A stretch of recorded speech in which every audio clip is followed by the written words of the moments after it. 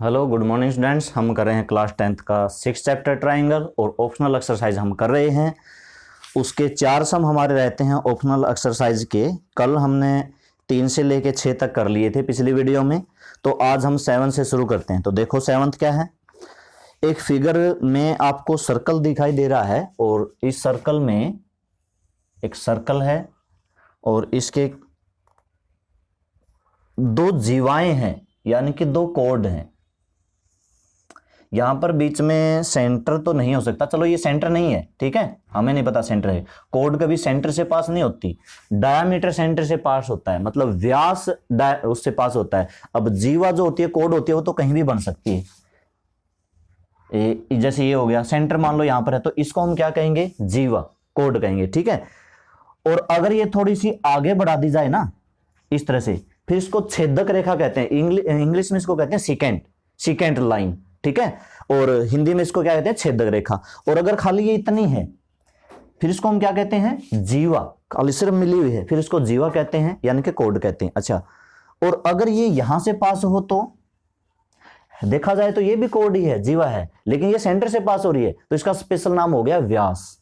और व्यास का आधा क्या होता है, रेडियस, त्रिज्या, ठीक है। व्यास को हम क्या कहते हैं, डायमीटर। तो ये थोड़ा सा वैसे मैंने बता दिया भाई, आया हुआ है। तो अभी यहां पर पी सेंटर नहीं है क्योंकि इसने कोड लिख रखा है, तो ये पी है, ए बी सी डी, इसको मिलाया, क्या प्रूव करना है, ट्राइंगल एपीसी, ट्राइंगल एपीसी और ट्राइंगल डीपीबी। बहुत आसान क्वेश्चन है, बाकी गिवन टू प्रूव आप लिख लेना। देखो मेन चीज क्या है, एपीसी को और डीपीबी को आपको समरूप दिखाना, सिमिलर दिखाना, तो बहुत आसान सा क्वेश्चन है। ये वाला एंगल तो इसके बराबर हो जाएगा, वर्टिकल अपोजिट शीर्षाभिमुख। एक और चीज है, ये वाला एंगल इस वाले एंगल के बराबर होगा, बताओ कैसे। ये वाला एंगल इस वाले एंगल के बराबर होगा। एक सर्कल में एक ही सेगमेंट में बने हुए एंगल बराबर होते हैं। कल यानी कि 9th क्लास में हमने क्या सीख रखा है, इस तरह से होता था, जैसे कि यहां पर ये मान लो इसके एक जीवा है और इसको जैसे मैंने यहां पर मिला दिया, इसको मैंने यहां पर इस तरह से मिला दिया, इसको मैंने यहां पर इस तरह से मिला दिया, इसको मैंने यहां पर इस तरह से मिलाया, इसको यहां पर इस तरह से मिलाया। तो देखो ये सारे के सारे एक ही कोड पर मिलते हैं, ए बी। तो ये एंगल, ये एंगल, ये एंगल, ये एंगल, ये एंगल, ये सारे एंगल बराबर होंगे। क्यों? क्योंकि ये सेम सेगमेंट पे बनते हैं। इसको क्या कहते हैं, ये जो नीचे वाला ये जो पार्ट है, ये क्या है, सेगमेंट। एक सर्कल का एक टुकड़ा है, एक सेगमेंट है, ठीक है। और ये पूरा पार्ट क्या है, एक सेगमेंट है। बस ये थोड़ा सा बड़ा है, ये थोड़ा सा छोटा है। ये जो मैं बातें बता रहा हूं, ये आपके फिर से एक 12th चैप्टर में फिर काम आएंगी, ठीक है। ये क्या है, सेगमेंट, और ऊपर वाला क्या है, सेगमेंट। दरअसल जब एक सर्कल को हम इस तरह से काट देते हैं तो 2 क्या बनते हैं, सेगमेंट बनते हैं। एक नीचे वाला सेगमेंट, एक ऊपर वाला सेगमेंट। इसको क्या कहते हैं, वृत्तखंड। हिंदी में क्या कहते हैं, वृत्तखंड। तो एक सर्कल को अगर आप काट दोगे तो 2 वृत्तखंड बनते हैं। वृत्तखंड, वृत्त का खंड, ठीक है ना। एक वृत्त का खंड ये बना, एक ये बना, तो 2 बनते हैं। दोनों में एंगल बनेंगे, वो बराबर होंगे। अगर इस लाइन से, इस लाइन से, ये जो काटने वाली लाइन है, ऊपर मैंने एक एंगल ये बनाया, ऊपर मैंने एक एंगल ये बनाया, ऊपर मैंने ये सारे एंगल बराबर होंगे भाई। मतलब सेम सेगमेंट में एक ही वृत्तखंड में बने कोण बराबर होते हैं। क्या लिखेंगे, एक ही वृत्तखंड में बने कोण बराबर होंगे। इसका भी यही रीजन है। इसको मैंने थोड़ा सा सी को बी से मिला नहीं रखा, अब मिला लो। तो अगर मैं सी बी को मिला दूं तो ये वाला एंगल कहां बना है, किसके ऊपर बना है, किस बेस पर बना है, बीसी पर बना है। ये वाला एंगल भी किस पर बना है, बीसी पर बना। देखो ये भी बीसी पर बना, ये भी बीसी पर बना। तो मैं कह सकता हूं एक ही वृत्तखंड में बने कोण समान होते हैं। Angle in same segment are equal. क्या लिखना है, देखो मैं सीधा प्रूफ करवा रहा हूं, गिवन टू प्रूफ आप लिख लेना, मैं सीधा प्रूफ करवा रहा हूं। एक तो आपको लिखना है angle APC is equal to angle DP B. ये तो क्या है, वर्टिकल अपोजिट एंगल, शीर्षाभिमुख कोण। और दूसरा है angle CAP is equal to angle BDP. इसको हिंदी में क्या लिखेंगे, एक ही वृत्तखंड में बने कोण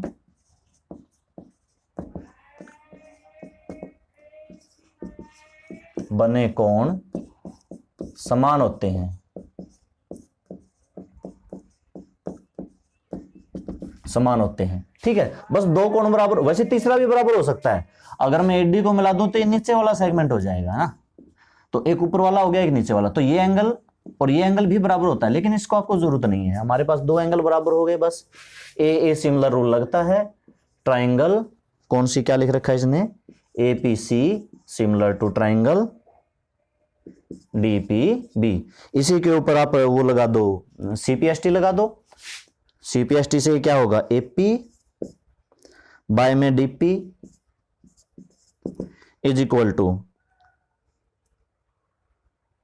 CP बाय में ये क्या था, DPP BP।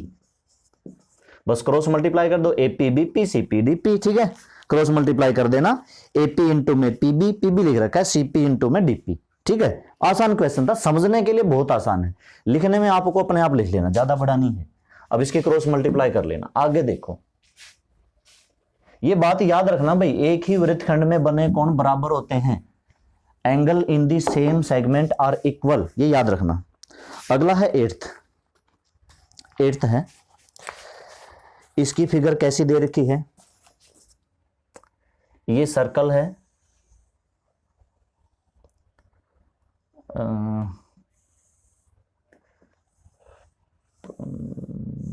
हाँ ये बन गया, PACBD,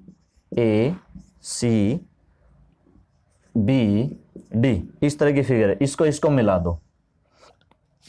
तो देखो फिगर में गिवन में क्या लिखोगे, इन फिगर आकृति में AB and CD intersect at P, है ना, AB को और CD को आगे बढ़ाने से, when these are extended। ठीक है, जैसे भी लिख रखा है स्टेटमेंट में उस हिसाब से लिख लेना, बाकी और ज्यादा कुछ है नहीं। टू प्रूव,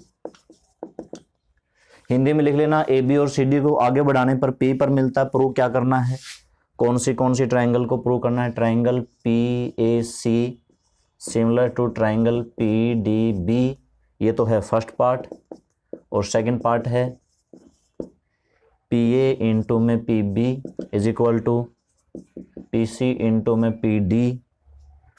अच्छा, PAC यानी कि ये वाली ट्राइंगल, PDB यानी कि ये पूरी ट्राइंगल, तो इसको भी इससे मिला दो, एक तो ये पूरी ट्राइंगल और एक ये छोटी ट्राइंगल। तो देखो प्रूफ, वैसे आप इसमें याद रखना, और वैसे मैं प्रूव करूंगा, आप याद रखना, ये वाला जो एंगल होता है ना, ये इसके बराबर होता है, ये याद रखना डायरेक्ट। कई बार क्या है, आपके जैसे कॉम्पिटिटिव एग्जाम में अगर आप किसी का तैयारी करोगे ना, तो ये चीजें होती हैं, ये अपने आप होती हैं। और ये वाला एंगल किसके बराबर होगा, इस वाले के बराबर होगा, तो दो, और ये वाला एंगल तो कॉमन है ही, जो P है। ठीक है, तो चलो इसको तो एक ही लिख देते हैं, तो P तो कॉमन है, और ये वाला इसके बराबर होगा, ये वाला इसके बराबर होगा। याद रखना भी, ये आगे जाके कॉम्पिटिटिव एग्जाम में बहुत काम आता है, ये छोटी छोटी चीजें। अब इसके होता कैसे है, ठीक है, तो बिकॉज एंगल PAC प्लस में एंगल CAB 180 डिग्री कैसे हैं भाई, ये एंगल और ये वाला एंगल, इधर वाला एंगल, ठीक है, ये वाला एंगल और इधर वाला एंगल, दोनों कैसे एंगल हैं, रैखिक युग्म, इंग्लिश में कहते हैं लीनियर पेयर।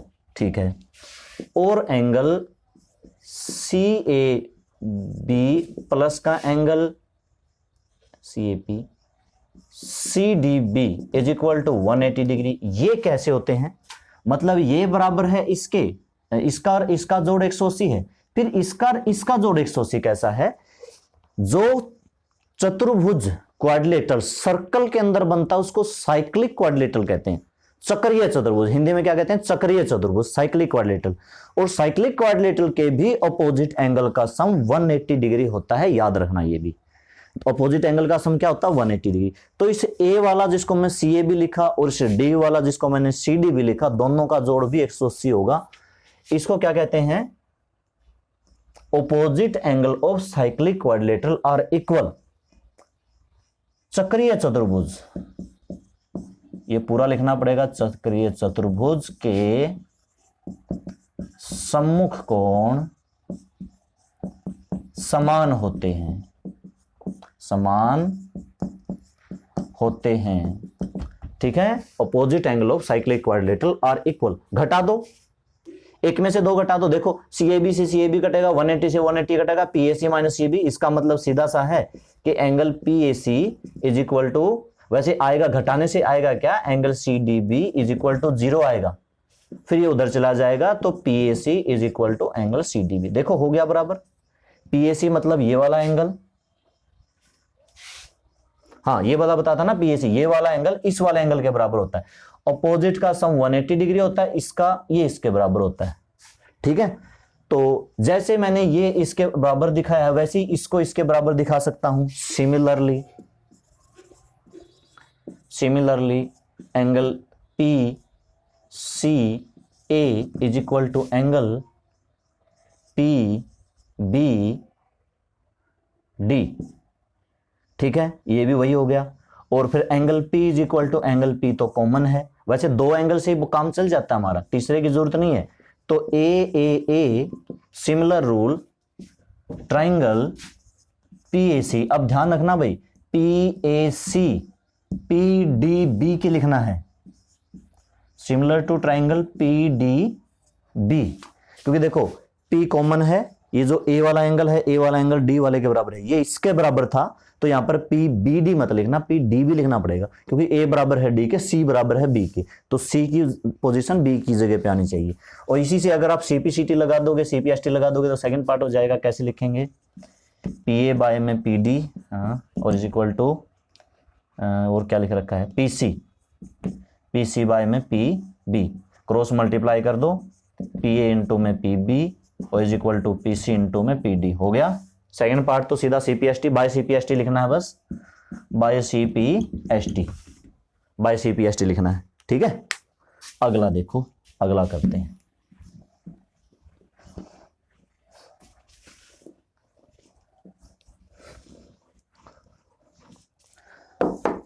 अगला हम करते हैं नाइन्थ सम। नाइन्थ सम क्या है, नाइन्थ सम है किसी ट्राइंगल में, इसमें भी एक ट्राइंगल, ये थोड़ी सी नीचे बनानी पड़ेगी, यहां बना देते हैं, ABC।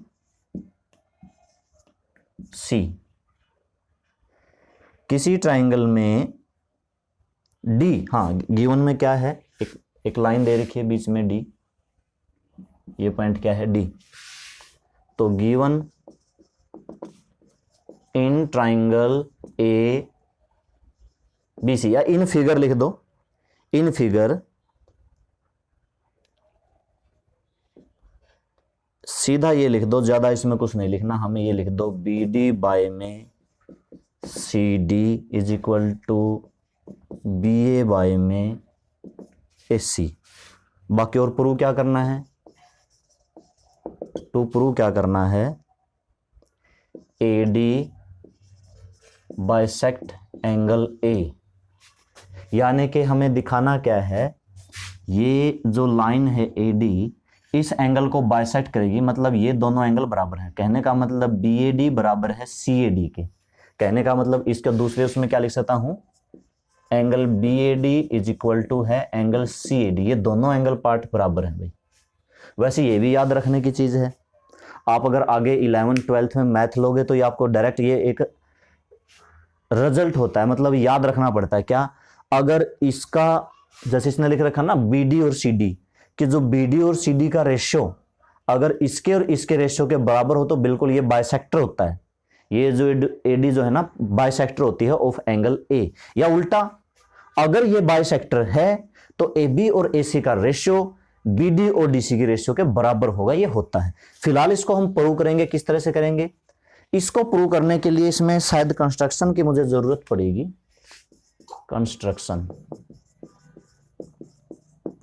कंस्ट्रक्शन की क्या जरूरत पड़ेगी, BA को आगे एक्सटेंड कर दो और इस DA के पैरेलल एक लाइन ड्रा करो, ये इसके पैरेलल होनी चाहिए यहां तक। ये कहां काटती है, ABCDE पर काटती है मान लो, ठीक है। तो क्या लिखेंगे, draw CE parallel to D A, ये जो सी ए है ये इसके पैरेलल है भाई, इस बात का ध्यान रखना, ये इसके पैरेलल है और ये सीधी लाइन आगे बढ़ा गई है, ठीक है, सच दैट इट मीट या intersect at E to B A, मतलब बी ए को आगे बढ़ाने से एट ई, या लिख सकते हो यहां पर when B A is extended, इसको और आगे बढ़ाना, जब बी ए को एक्सटेंड किया आगे बढ़ाया तो कहां मिलती है, ई पर मिलती है। प्रूफ देखो, अब बिकॉज ये पैरेलल है, कौन सी, डी ए पैरेलल टू सी ई, तो जो ये वाला एंगल है, ये वाला एंगल तो इसके बराबर होगा भाई, कैसे बराबर होगा वो लिखते हैं, B A D is equal to, ये बराबर होगा ए ई सी के, क्यों होगा, संगत कोण, कौन से कोण, कोरस्पॉन्डिंग एंगल, कौन से कोण, कोरस्पॉन्डिंग एंगल, साथ ही साथ ये जो एंगल है ये इसके बराबर होगा, इस पर मैं 2 निशान लगा देता हूं ताकि हमें याद रहे भाई ये इसके बराबर है, and angle C A D is equal to angle A C E, ये क्यों बराबर है, अल्टरनेट इंटीरियर एंगल, एकांतर कोण,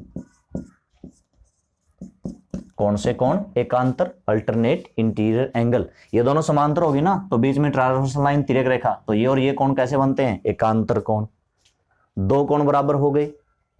अच्छा एक चीज और देखते हैं, ये भी तो दे रखा है, इसका क्या यूज है, इसने लिख रखा है, इसने क्या लिख रखा है, बी डी, अच्छा एक मिनट, एक चीज और, ऑल्सो ये जो पैरेलल है, अगर ये लाइन इसके पैरेलल है तो हमारी थ्योरम 6.1 बेसिक प्रोबेबिलिटी थ्योरम या Thales theorem by Thales theorem, Thales theorem से क्या होता है, अगर ये लाइन इसके पैरेलल है तो B D by D C किसके बराबर होगा,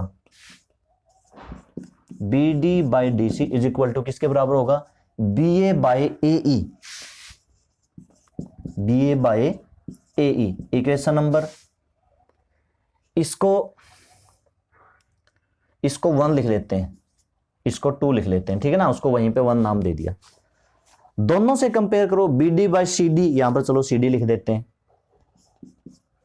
और यहां पर देखो दोनों से कंपेयर करो, from 1 and 2, from 1 and 2 compare करो भाई, B D by C D, B D by C D, यहां पर बी ए बाई ए सी है, यहां पर बी ए बाई ए ई है, तो सीधी सी बात है मैं कह सकता हूं कि ए सी और ए ई बराबर होंगी, क्योंकि बाकी सारी चीज बराबर हैं, B D by C D, B D by C D ये बराबर है, ऊपर भी ये बराबर है, नीचे एसी, तो बाकी 3 चीजें बराबर हैं, तो चौथी चीज भी बराबर होगी, एसी बराबर ए ही होगा। एसी कौन सी साइड है, ये वाली साइड बराबर होगी। अगर एक ट्राइंगल में 2 साइड इक्वल होते हैं तो उनके अपोजिट एंगल भी इक्वल होते हैं, मतलब angle E is equal to angle A, ये भी लिखते हैं, एंड या विच इंप्लाइज एंगल, नीचे तो आपको दिखाई नहीं देगा, यहां पर लिख देते हैं एंगल, कौन सा एंगल, वो वाला, मतलब angle A E C is equal to angle A C E, ठीक है। अब इसका मतलब क्या हुआ, पहले ये एंगल किसके बराबर था, अब इसको मैंने नाम नहीं दिया ना, तो नाम नहीं दिया, चलो मैं सीधा लिख देता हूं, वैसे आप नाम दे देना, 1 इसको, 2 इसको, 3 इसको, 4 इसको, 5 उसको। तो देखो AEC बराबर है ACE के, BAD किसके बराबर है, BAD, angle BAD is equal to AEC, AEC is equal to ACE, और ACE is equal to CAD। क्या बात है, सारी वैल्यू एक साथ पुट होके क्या निकलता है कि ये दोनों एंगल बराबर हैं, BAD और CAD एंगल। यही तो हमने प्रूव करना था, और क्या प्रूव करना था, यही तो प्रूव करना था कि BAD is equal to CAD। ठीक है, कैसे हो गया भाई, BAD is equal to AEC, AEC is equal to ACE, मतलब ये वाली वैल्यू पहले यहां रखेंगे ACE की, और फिर ACE किसके बराबर है, CAD के। तो ये सारी चीजें, ये 2 फिर ये दो आपस में सारी चीजें बराबर होगी, वैल्यू रख दी, हो गया रिजल्ट हमारा। कौन सा क्वेश्चन था? 9th question. ठीक है, तो हो गया होगा समझ में, आ गया होगा समझ में। अब देखते हैं चैप्टर का लास्ट सम। चैप्टर का लास्ट सम, लास्ट में क्या है, नाजिमा एक नदी की धारा में, इस नदी के, नहर के, वाटर के करंट में, फ्लो में, वैसे तो इसमें नाजिमा का फिगर में फोटो बना रखा है, पर हमें नाजिमा मान के चलो कि यहां पर है वाटर, और यहां पर कुछ ऊंचाई पर यहां पर बैठी है नाजिमा, है ना, इतना ही मान के चलो। फिगर इसी तरह से बनाना, पूरी नाजिमा बनाने की जरूरत नहीं है। इसके हाथ में एक कांटा टाइप में कुछ है, जो कांटे से मछली पकड़ते हैं, और यहां से वो बध के धागा, मतलब ये तो उसका डंडा हो गया, और उस डंडे से यहां पर धागा, यहां पर कोई मछली होगी, यहां पर मछली मान लेते हैं। तो अच्छा, अब देखो ये तो स्टैंड है जिसके ऊपर वो बैठी है, यहां पर नाजिमा है, यहां पर ये उसका डंडा है, और यहां पर ये धागा है, धागा ये पानी है, पानी के अंदर क्या है? मछली है, मछली इसको पकड़े हुए है। तो उसने, ये कितनी ऊंचाई पर है, कितनी हाइट पर है? देखो नाजिमा मछली पकड़ रही है, और उसकी हाइट दे रखी है पानी के लेवल से 1.8 मीटर, हाँ 1.8 मीटर ऊपर है, ठीक है, 1.8 मीटर ऊपर बैठी हुई है। साथ ही साथ डोरी के निचले सिरे से लगा कांटा पानी की सतह से इस प्रकार स्थित है। अब ये जैसे कांटा यहां पर लगा है, मतलब मछली को, फिश को इसने पकड़ रखा है ना, ये नाजिमा से कितनी डिस्टेंस पर है? 3.6 मीटर, यहां से लेके यहां तक नाजिमा की पोजीशन से 3.6 मीटर की डिस्टेंस पर है। साथ ही साथ ये जो छड़ का सिरा है, ये जो इंग्लिश में पता नहीं, इंग्लिश में दरअसल पढ़ के नहीं आया क्या था, तो ये जो लकड़ी है इसके हाथ में है, इसका ये जो सिरा है, इस सिरे के ठीक नीचे यहां पर, यहां से ये मछली कितनी डिस्टेंस पर है? 2.4 मीटर की डिस्टेंस पर है, 2.4। तो याद रखना भाई, 3.6 में से 2.4 माइनस करेंगे तो 1.2, ये कितनी डिस्टेंस है? 1.2, यहां से लेके यहां तक, और ये यहां से लेके यहां तक कितनी है? 2.4, टोटल कितनी होगी? 3.6। ये 2.4 दे रखा है, तो टोटल 3.6 थी, 2.4 माइनस करके कितना हो गया? 1.2। और हाँ, अब कह क्या रखा है, ये मानते हुए कि, एक मिनट,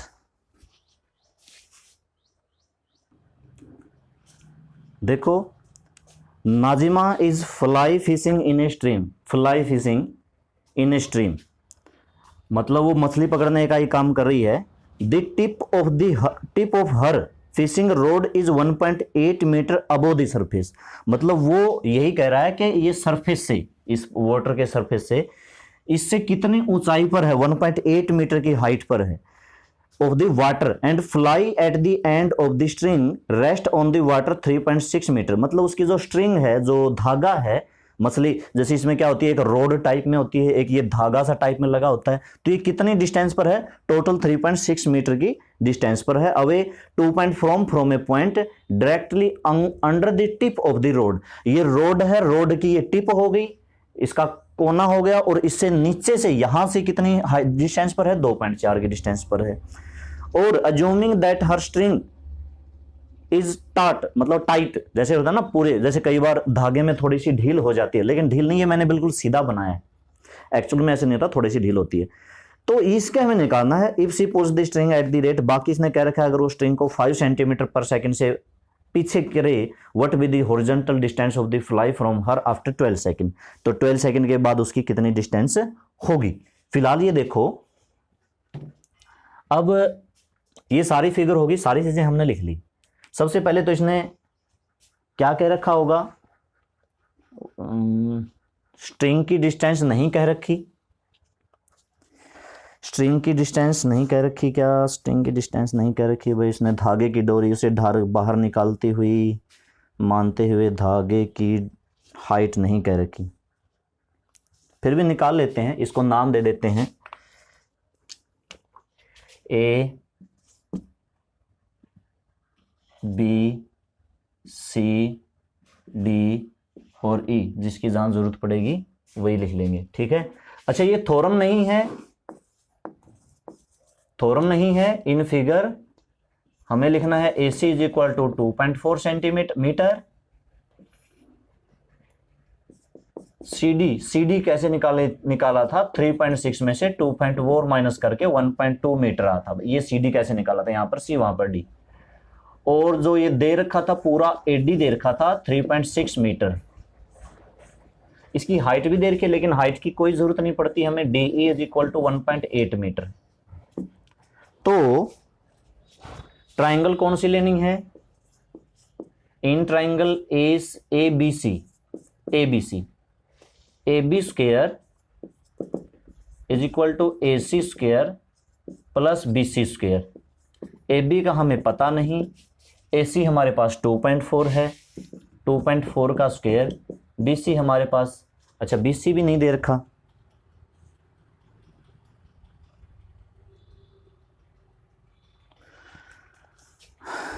अभी देखो इसमें क्या कह रखा है भाई, थोड़ी सी गड़बड़ हो गई। 1.8 ये नहीं है, 1.8 टिप के नीचे वाले था, डोरी के निचले सिरे से, मतलब इसने क्या करा था, मछली पकड़ने वाली छड़ी का सिरा 1 पॉइंट, मतलब रोड की टिप। ये रोड की जो टिप है ना, ये ग्राउंड से 1.8 है, तो यही हमारी 1.8 होनी है, यही हमारी क्या होनी है, 1.8 का स्क्वायर, ठीक है। रोड की टिप, ये नहीं, नाजिमा नहीं, नाजिमा का कुछ नहीं दे रखा, ये जरूरत है। तो यानी कि ये हमारे पास BC है, कहां लिखा था मैंने, यहां पर लिखा था, ये BC है। अब इसको निकालना है, AB square is equal to 2 point का होगा 5.76, इसका होगा 3.24, दोनों को जोड़ो, 5 3 8 9.00, मतलब 9 ही कह दो, तो AB कितना हो जाएगा, AB इज इक्वल टू 3, 9 का रूट कितना हुआ, 3 मीटर। तो ये डोरी की लेंथ हुई 3 मीटर, इसकी लेंथ हुई यहां से यहां। अभी ये क्या कह रहा है, इस डोरी को, इस स्ट्रिंग को पीछे ले रहा है, कितना ले रहा है, 5 सेंटीमीटर की दर से अंदर, मतलब पीछे की अपनी तरफ खींचे ना, अपनी तरफ खींचे, उधर जाएगी। तो 5 सेंटीमीटर पर सेकंड, 1 सेकंड में स्ट्रिंग अंदर ली, मतलब डोरी अंदर ली, क्या जो भी लिख रखा है डोरी अंदर ली, कितनी, 1 सेकंड में कितना लेता है, 5 सेंटीमीटर। 12 सेकंड में कितना लेगा भाई, 5 इंटू में 12, 60 सेंटीमीटर। 60 सेंटीमीटर का मतलब 60/100 करेंगे, 0.6 मीटर, ठीक है, 0.6 मीटर, 5 जा, ठीक है। अब उसके बाद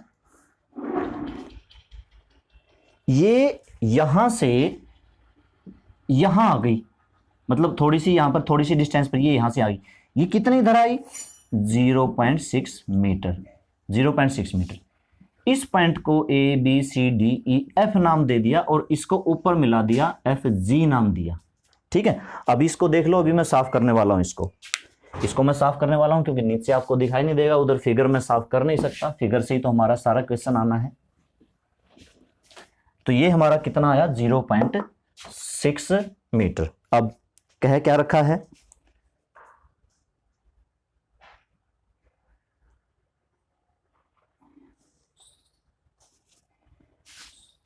.6 मीटर।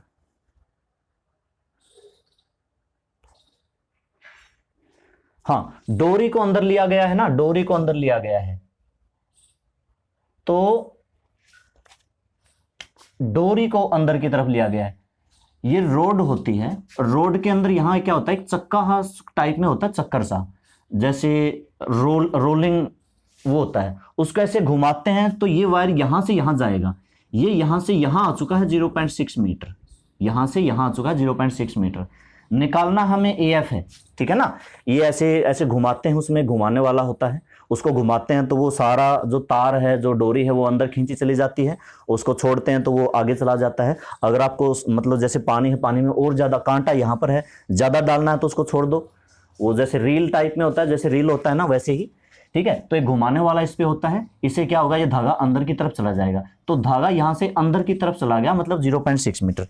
अब निकालना क्या है, अच्छा अब इस ट्रायंगल और इस ट्रायंगल को कंपेयर करो, in triangle AFG and triangle ACB, इसको कंपेयर करो, ये एंगल 90 डिग्री का, ये एंगल 90 डिग्री, ठीक, ये एंगल दोनों में कॉमन, मतलब कह दो कि angle A is equal to angle A common, और angle AFG is equal to angle ACB, ये क्या हो गया 90 डिग्री का, और ये क्या हो गया कॉमन।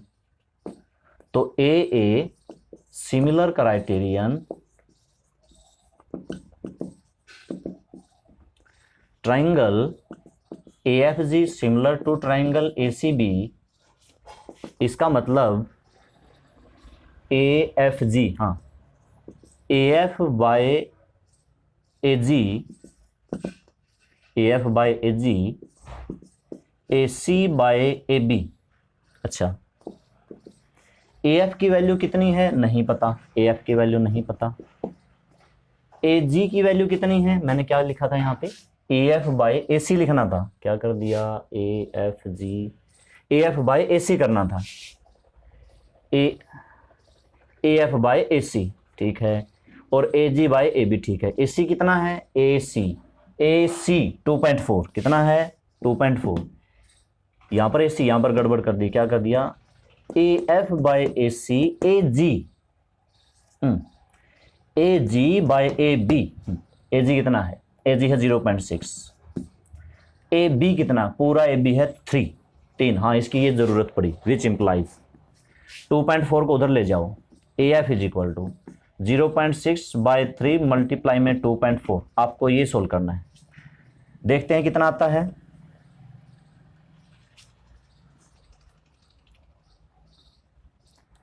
AB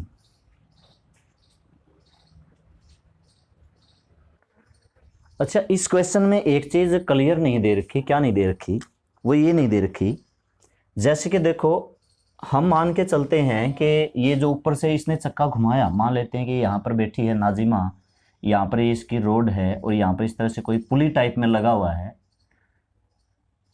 और ये यहाँ पर इससे क्या लगा हुआ है, एक धागा है ना। तो देखो धागे कभी इस तरह से स्ट्रेट नहीं होता, हम पतंग उड़ाते हैं तो जब बहुत ज़्यादा धागा लंबा हो जाता है ना, तो वो धागा थोड़ा सा यूं होता है, ठीक है। एक हमारा चैप्टर आएगा 9th, लेकिन उस चैप्टर में कभी भी हम धागे को इस तरह से नहीं लेंगे, सीधा स्ट्रेट लेना पड़ेगा। अब इस क्वेश्चन में क्या क्या रखा है, ये कांटा यहाँ पर है, यहाँ पर ये वाटर है, देखो इसको 3-4 तरीके से, इसने कहा कि 0.5 सेंटीमीटर पर सेकंड से उसने अंदर की तरफ खींचा, धागे को खींचा, धागा ये जो क्या था, पुली था इसके आगे लगा हुआ है, अंदर की तरफ खींचा, ठीक है, इसने घुमाया, तो आप क्या समझते हो, ये धागा यहां से यहां आ गया, मतलब बाकी का इसके चारों तरफ लिपट गया, तो धागा इस तरह से यहां आ जाएगा, है ना, यहां बाकी का तो लिपट गया, यहां पर रह गया, नहीं कि नहीं, वजन की वजह से सीधा यहां पर गिरेगा, मतलब अब यहां पर एक चीज क्लियर नहीं है, क्या क्लियर नहीं है वो समझो, यहां से यहां 0.6 है क्या, लेकिन ये धागा यहां पर अटकेगा थोड़ी, अगर आप उसको अपनी तरफ से खींचोगे तो यहां पर वजन की वजह से ये यहां आ जाएगा, आएगा ना, तो मतलब क्या यहां से यहां 0.6 है, ये भी नहीं क्लियर है।